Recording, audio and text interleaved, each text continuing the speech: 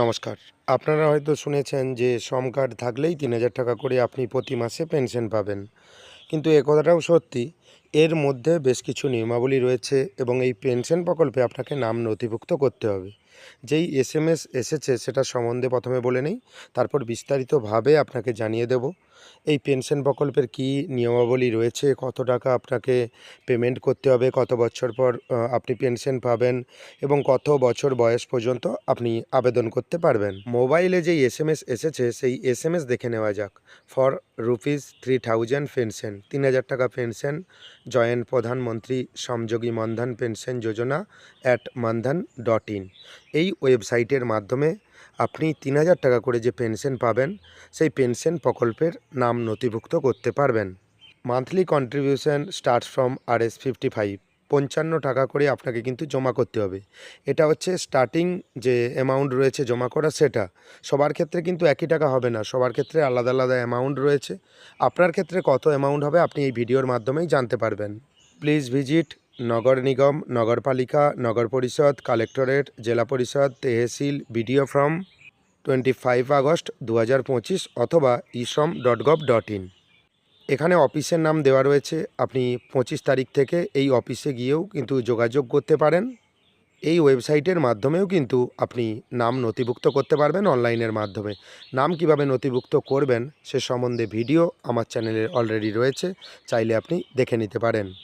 এই প্রকল্পে নাম নথিভুক্ত করতে পারবেন 18 বছর থেকে 40 বছর বয়স পর্যন্ত এবং আপনি পেনশন পাবেন 60 বছরের পর।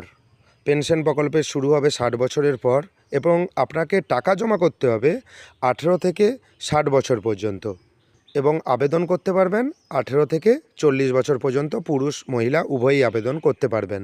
দেখে নেওয়া যাক বয়স অনুযায়ী আপনাকে কত টাকা জমা করতে হবে এবং সরকার কত টাকা জমা করবে। আপনার কন্ট্রিবিউশন রয়েছে, ধরুন আপনি 18 বছর আপনার বয়স, আপনাকে জমা করতে হবে 55 টাকা এবং সরকার আপনাকে দেবে 55 টাকা। টোটাল জমা হবে 110 টাকা। এই প্রকল্পে 110 টাকা জমা হবে। আপনার বয়স ধরুন 20 বছর যদি হয়, আপনার কিন্তু মান্থলি কন্ট্রিবিউশন তখন 61 টাকা এবং আপনার এটা ব্যাঙ্ক অ্যাকাউন্ট থেকে কেটে নেওয়া হবে এবং central government monthly contribution, central government অর্থাৎ কেন্দ্রীয় সরকার দেবে 61 টাকা। টোটাল আপনার 122 টাকা জমা হবে। এখানে চার্ট দেখে বুঝতে পারছেন। এবং সব থেকে যে আবেদনের যে শেষ যে বয়স রয়েছে 40 বছর। 40 বছর আপনার যদি বয়স হয়ে থাকে সেক্ষেত্রে আপনাকে জমা করতে হবে 200 টাকা এবং সেই সঙ্গে সেন্ট্রাল গভর্নমেন্টের কন্ট্রিবিউশন রয়েছে আরও 200 টাকা। টোটাল 400 টাকা জমা হবে আপনার এই প্রকল্পে।